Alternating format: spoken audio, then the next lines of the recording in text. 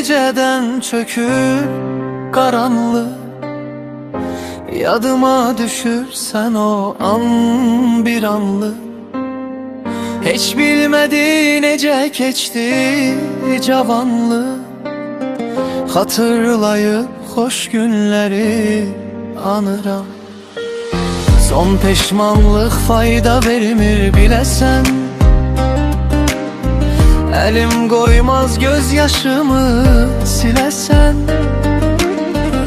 Daş olaram menden sevgi bilesen, men kalbimin acısıyla yanıram. Tek yansın bəxt çırağın sönmesin, susuram ki məni kimse görmesin. Geçen günüm bir de geri dönmesin. Ben özümü çok günahkar sanıram. Tek yansın bəxt çırağın sönmesin, susuram ki məni kimse görmesin. Geçen günüm bir de geri dönmesin. Ben özümü çok günahkar sanıram.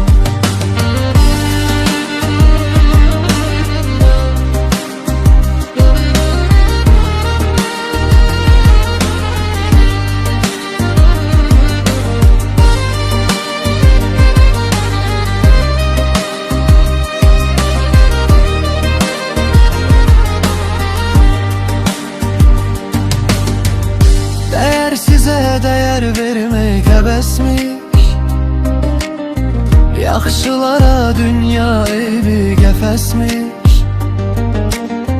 Qəlbi qırmaq səndə adi həvəsmiş.